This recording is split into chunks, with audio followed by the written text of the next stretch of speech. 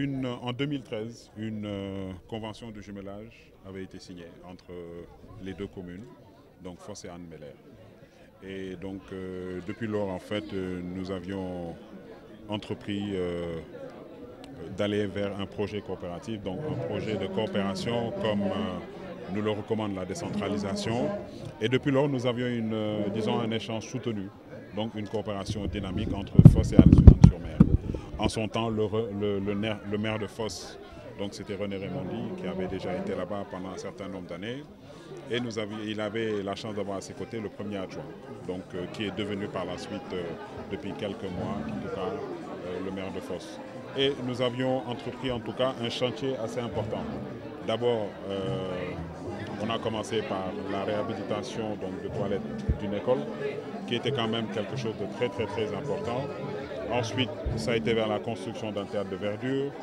Par la suite, donc aujourd'hui, cette maison de quartier, donc dans un quartier Bon 36, qui permet aujourd'hui aux populations de bénéficier de cet équipement qui n'est autre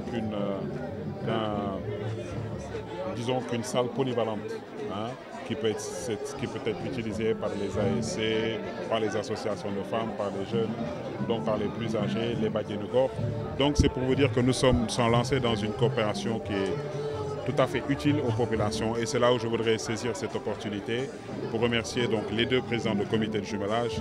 D'abord Alain Clausen, donc, qui coordonne un peu toute l'activité de ce jumelage au niveau de Fos, et Cheikh Diaw au niveau d'Hann-Bel-Air, ainsi qu'aux élus, donc Matar Diaw, adjoint au maire, premier adjoint au maire, qui est chargé de la coopération.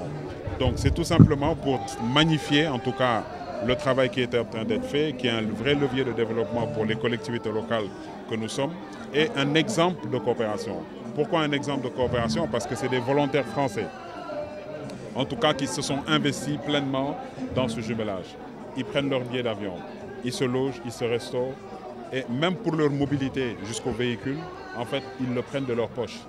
Donc c'est vraiment pour vous dire que, en tout cas, nous apprécions cela, et ça fait, je crois, la 5e mission qui est en train de s'effectuer au niveau du Sénégal, sans compter les centaines de jeunes Hannois qui ont quitté donc, la commune pour aller à Marseille et participer au tournoi de foot.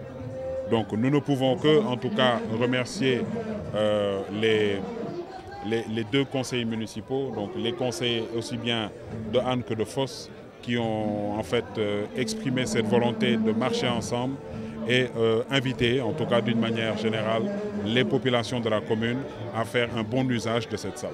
Écoutez, le coût de financement est monté sur ce bâtiment autour de 13 millions de francs CFA.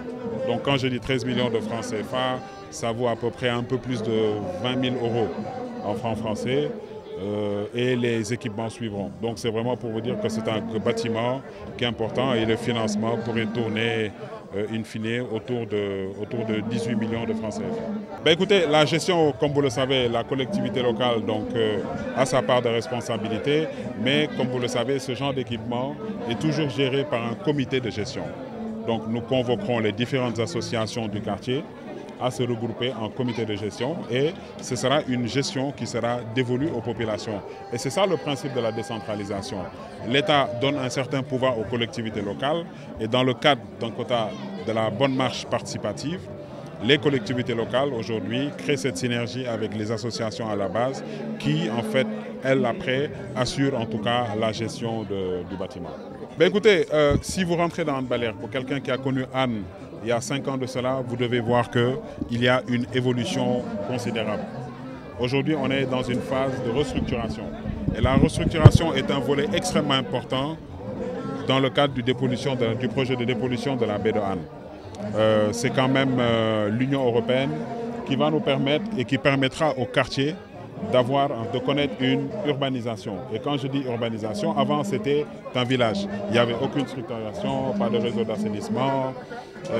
Il était extrêmement difficile, en tout cas, de circuler dans le quartier. Aujourd'hui, vous pouvez circuler, traverser la commune sans emprunter la façade maritime ou la route de Rufisque. Donc nous avons une pénétrante entre la route de Rufisque et la plage sur 3 km, et vous avez à peu près 9 pénétrantes. C'est pour vous dire que nous sommes en train d'aller vers un quartier qui en fait connaîtra en tout cas et qui répondrait même, j'aurais dit, aux normes de sécurité. Parce que cela a souvent fait défaut. Hein. Imaginez-vous en cas de catastrophe faire intervenir un camion de sapeurs-pompiers. L'accès serait très difficile. Alors, encore une fois, pour revenir à l'essentiel de ce projet, c'est un équipement collectif qui vient aujourd'hui s'ajouter au projet de restructuration. C'est pour vous dire que tout a été bien planifié. Ce n'est pas seulement nos amis phocéens qui ont décidé de venir et de dire que voilà ce que nous allons faire. Ce n'est pas moi, le maire que je suis, qui suis venu et décide que voilà ce que nous avons. Nous avons fait une série de concertations avec les populations, avec les associations, les femmes, les jeunes. Et c'est ce qui justifie l'engouement que vous avez vu aujourd'hui. Donc c'est ça en fait un projet lorsqu'on a une vue panoramique de la situation.